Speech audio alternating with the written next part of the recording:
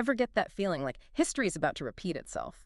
That we're on the verge of something big, but it's got these eerie echoes of the past. Oh, absolutely. That's how a lot of folks are feeling right now with this whole ILA situation. Like we're about to learn some hard lessons all over again. And you hit the nail on the head, because that's exactly why we're doing this deep dive. We're digging into this FreightWaves piece. Half a century later, ILA returns to strike mode. Really gets you thinking, right? Half a century. It's a long time to stay quiet. Then suddenly, bam, back in the spotlight. There's got to be something deeper going on there. Right. So for anyone just tuning in, we know the clock's ticking on this ILA contract. Yep. October 1st, the deadline, East Coast, Gulf Coast ports. Huge potential for things to get messy. And it's tempting to simplify it, right? To just say, oh, it's about the money. Mm-hmm. But that's never the whole story, is it? Never. And this FreightWaves article, it really digs into that. This isn't just some routine negotiation. The ILA, they're fired up about automation again. Which, yeah, if you're thinking, haven't we heard this song before? You're not wrong. But automation, it's not static. It morphs. It evolves, right? Like each wave of it brings on a whole new set of fears and anxieties. And to really grasp what makes this time different, what makes the ILA so tense right now, we're going to rewind a bit. Back to 77. 77, their last major strike. Key year. Right. Not just because of what went down, but because it reveals something about the ILA's personality, you could say. Okay, so paint the picture for us. 1977.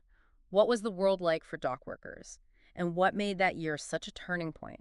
So they were staring down these huge changes, feeling the pressure. And that's where this whole guaranteed annual income thing comes in, right? This GAI. Bingo.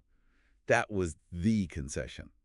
The shipping companies, they knew they had to give the ILA something to calm those job security fears. Containerization was here to stay. Right. Like, imagine telling those guys back then, don't worry, in the future, everyone's going to order everything online, so more shipping is going to happen. Exactly. They couldn't have predicted that. But the GAI, it was supposed to be the solution.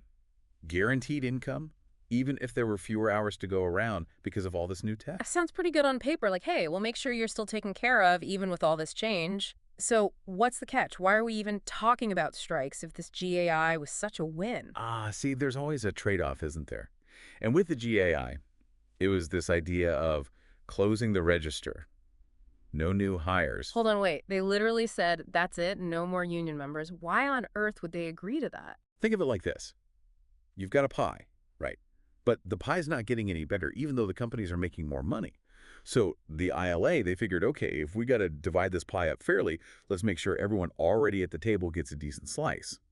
Problem is, that left anyone new W out in the cold. Yeah. Created this whole generational thing. So you've got older workers, they're sitting pretty with the GAI, but the younger ones, they're stuck. Exactly. And it gets even more complicated because this GAI, it wasn't some national agreement, it was port by port. So now, not only do you have tension between generations of workers, but different ports are looking at each other like, hey, how come they got a sweeter deal than us? Wow. So this thing that's supposed to create peace, it actually might have made things more tense in the long run. That's the irony, right? Yeah. And it's not just within the ILA. This whole GAI situation, it kind of boxed them in. Meaning? They traded away some of their future bargaining power. They got that security in the moment. But by closing the register, they limited how many workers they had. Less leverage down the line. Fascinating how these things play out over decades. So how does this whole GAI saga, how does it inform how we understand the ILA today? With these new automation fears popping up again. They learned that lesson the hard way, didn't they? 77 showed everyone the ILA they're not afraid of a fight. Right, they drew a line in the sand. But this time, there's no GAI on the table, is there? This time feels different. Totally different landscape. Yeah. The shipping companies, they're not offering that same kind of security blanket. And the automation thing, it's gone up a level. You know, it's not just about making things a bit faster anymore. It's like exponential advancement, right? You've got Maersk, they're rolling out those automated terminals. That's a whole other ballgame. Exactly. We're talking about potentially reshaping the entire workforce. And the ILA, they know they can't just pull a 77 again. This time it's about their whole future. So the stakes are through the roof. Everyone's watching, wondering what they'll do. So give it to us straight. What are we looking at here? What are the possible scenarios? Well, anyone who says they know for sure, they're selling something. But we can look at the possibilities. Option 1, the 11th hour deal. Happens all the time, right? Pressure cooker, deadline looming.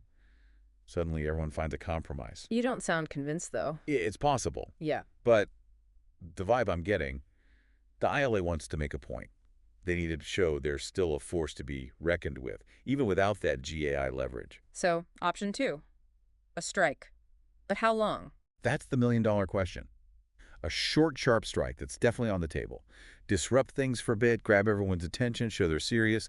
A few days, maybe a week. Those ports, they can't handle a long shutdown. Right, the economic pressure would be immense. Okay, so that's a short strike. What's the worst case scenario? And the one nobody wants to talk about. Yeah. The long game, what if neither side backs down? Weeks, months? That kind of standoff would be brutal. But we're talking about people's livelihoods here. And a whole industry trying to figure out its place in this new world. Makes you think, doesn't it? If you were a dock worker right now listening to this, or even a business owner relying on those ports, what would you be doing to prepare? Knowing all this history, all these factors at play. It's like we always say, right? The past doesn't repeat, but it often rhymes. That 77 strike, that GAI deal, it reminds us that even the best intentions can have these crazy ripple effects. The ILA, they're fighting for more than just a paycheck now. They're fighting for a future that feels really uncertain. Sobering stuff. Well, there it is, our deep dive on this looming ILA strike, the history, the drama, the incredibly high stakes. Big thanks to our expert for breaking it all down for us. And to everyone listening, keep asking those tough questions, keep digging deeper, and we'll catch you on the next deep dive.